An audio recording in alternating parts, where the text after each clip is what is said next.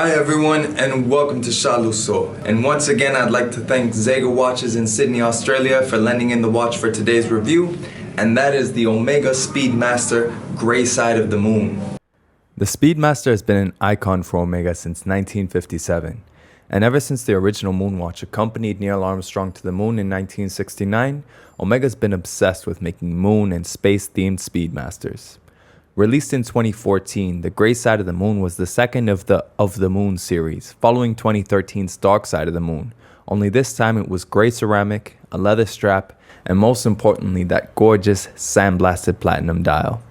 The 2-register layout of the Calibre 9300 is present with running seconds at the left, chronograph minutes and hours combined at the right, and a date at the 6 o'clock. So the dial has a perfectly symmetrical layout, and just above the white gold hands is a tiny indication of PT 950, letting you know this dial is something special. The sandblasted platinum emulates the grey lunar dust on the moon's surface, and it truly defines the personality of this marvel of materials and textures. On the wrist, the first thing you notice is the thickness of the watch. At 16.5 millimeters due to the tri-level co-axial escapement sitting in between a sapphire case back and a domed sapphire front, this watch lets you know it's there. But that's not to say it's uncomfortable.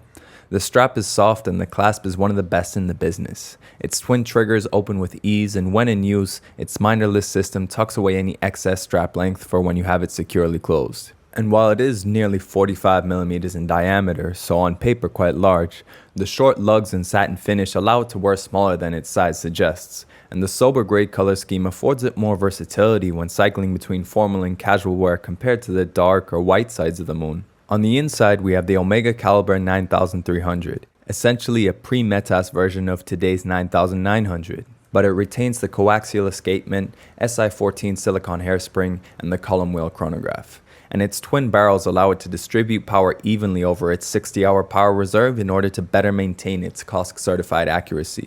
The machine finish decoration includes a spiral arabesque pattern coming out of the center of the rotor and red text indicating the various components of the movement. And that comes in handy because as you actually start and stop the chronograph, you can even see the column wheel moving as you engage and disengage the function.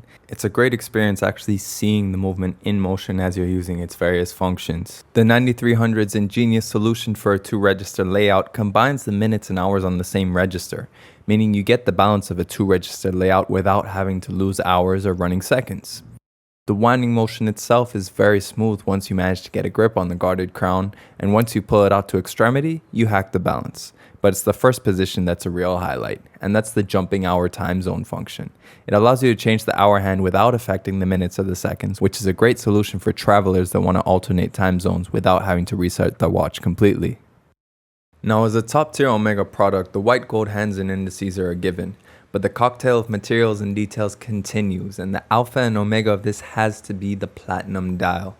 The small PT 950 mark not only lets you know that there's a reason this dial shimmers like irradiated moon dust, but it also makes one of the first instances of the now common practice of Omega using chemical symbols to show their dial materials. And this continues with the use of titanium and ceramic on the hybrid clasp, showing that even though they could have just used a PVD steel version, they decided to keep adding materials to the mix. This also includes a rubber insert on the leather strap to reduce wear, and a loomed crown, which is not in any way useful or necessary, but they did it because they could, and that's what a watch like this is all about.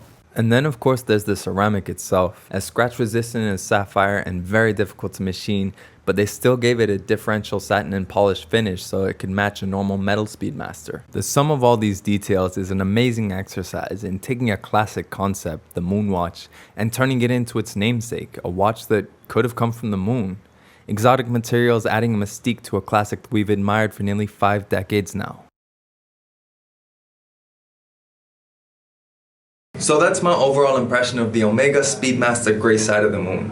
And it was great to be able to handle one of these watches because it really is different to when you handle something like the basic moon watch, which is a manual wind, it's a much older caliber. This, you can feel the crispness and the newness of it when you interact with it. And I think it's a great solution in terms of the way that it displays, but more about that later. First, we have to talk about the 3 positives and 3 negatives of this watch. And the first thing is, of course, the ceramic itself. It's amazing the fact that Omega has managed to not only create a fully ceramic case, but they've also finished it in the same way that they would one of their steel cases. It's still satin on the sides with polished character lines, and that's extremely difficult with ceramic because it's so hard. Then you consider that it's going to be totally scratch proof, and very few other manufacturers are even doing this sort of thing with ceramic in terms of making a full ceramic case. Even fewer making it gray instead of just normal black ceramic, which is what we're probably used to. All of that contributes to the uniqueness of this watch. And just the way that it looks overall, because it looks almost metallic. It doesn't look like a normal black ceramic. It looks like it's some sort of weird combination of metals, almost like titanium, which tends to be a bit darker than steel, but still not quite the same as titanium either. So it really was interesting seeing how this watch looks in the flesh. I'll tell you right now that stock images on the Omega website, for example, really do not do it justice. It is something you have to behold in real life and see it in different lights to really see how this material behaves and reacts and how similar it is to metal, but at the same time how different it is from the metals that we're used to. The second thing, as I had mentioned before, is the actual layout of this watch and how they've managed to show the chronograph. They've managed to keep the vintage 2-register layout, but unlike things like the Tag Heuer, Octavia, or Carreras with 2 registers, or the Tudor Black Bay Chrono that I have, or some of the Breitlings with 2 registers, all of those you end up having to sacrifice usually the hours, or if not the running seconds, in order to have 2 registers. But what Omega has done is they've actually managed to put hours and minutes on one of those registers, which means you can have a full chronograph with seconds, hours, and minutes, but the look of a normal 2-register chronograph from the early 50s and 60s. So it has that vintage appeal, but with a modern solution. And that's something I can really appreciate, and it means that this chronograph is a lot more useful. And then the third thing to highlight, especially about this watch, is its strap and clasp design. I put those two together because this watch isn't available on a bracelet, so it really had to bring something special in terms of its strap and clasp combination. The Omega deployant clasp is one of the best ones in that it's so easy to use, it's easy to open, you don't have to force anything or pull hard, you just press the 2 buttons and it releases right away. And then even the strap itself. On the outside, the grayscale obviously matches the case, but if you look on the inside, it actually has this rubber section which is there to make sure that you don't damage the strap as you're actually putting the clasp and sizing it. I think it's a really good solution because one of the biggest problems with leather straps or alligator or ostrich is that you always end up damaging the holes as you readjust it.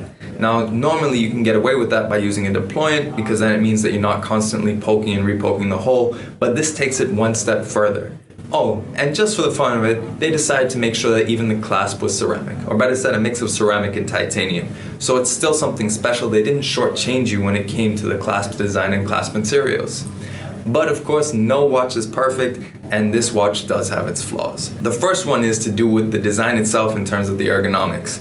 Having that sort of crown guard extension that it has on the right side of the watch makes it actually quite difficult to wind the watch. And while it is an automatic, so you don't have to do that too often, it can be a bit annoying and it does affect the experience. However, you do need to bear in mind that hopefully it does serve for the purpose of at least protecting the pushers and making sure they don't get bumped or sheared off. The second thing is actually the weight. I would have thought that ceramic would be a lot lighter, but I think maybe because it has so much going on in terms of the movement, that adds a lot of weight, and also it has the sapphire sand, which has sapphire on top and bottom. It's quite thick. All of that probably does add to the weight, but comparing this to other watches that are full metal watches, have the same complications, it didn't feel that much lighter. I was expecting something closer to the experience of a titanium watch, but instead it did feel quite substantial.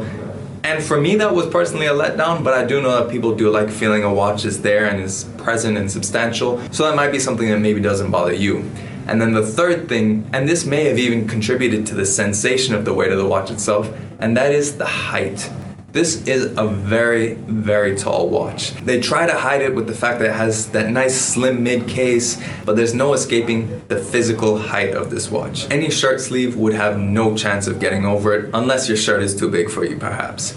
Jacket sleeves will be okay, but at the end of the day, even those might get caught, and especially if you're left-handed like me and wear your watch on the right, you're gonna be caught up on those pushers as well. So it definitely is a very tall watch, and this is something that Omega doesn't quite get or hasn't quite gotten the memo, that tall watches are not a good thing. They haven't really put any effort, in my opinion, in terms of making thinner watches, and that's largely down to the design of the coaxial technology, which adds layers and height to the movement. It's something that I think, hopefully now that they've perfected the technology itself, now they'll start focusing on perfecting the ergonomics to make thinner watches that can still feature the coaxial. But overall, this is a very impressive watch and a very unique watch. And I think that's what Omega was going for. They were going for making something that was completely different to what they had made in the past, in terms of it's a Speedmaster, but not like any other. You know, obviously now they have the rest of the Moon series in black and in blue, but the entire idea was that they're redefining what you think of a Speedmaster and what you think of an Omega watch and a watch in general. I hope that they keep going down this path, and I'd love to see them, for example, start exploring ceramic bracelets, much like what Tag Heuer has done. But obviously that might affect the cost, and we do need to talk about the cost, because this watch costs $13,500 US. So it's significantly more expensive than a regular Moon watch. But when you consider this has a very advanced movement, is made entirely of ceramic, and most importantly, it actually depreciates, which means pre-owned it is a viable solution. And with Omega offering 5-year warranties, you can get a pre-owned one that's still under warranty. So in terms of pre-owned, it's actually currently selling between about $8,500 up into about $10,000 US. So it makes it a lot more accessible, and you still get a lot for your money. And when you compare either its used price or its new price to its most obvious competitor, the Rolex Daytona, subtract the fact that it doesn't have a bracelet, you're left with a pretty good value proposition, because it's still an extremely modern movement. It'll never scratch. It's something that will look different and that'll provide a unique experience compared to any other watch you may have in your collection. Factor all that in, it does make for a good value proposition. But let me know in the comments below what you think of the Grey Side of the Moon.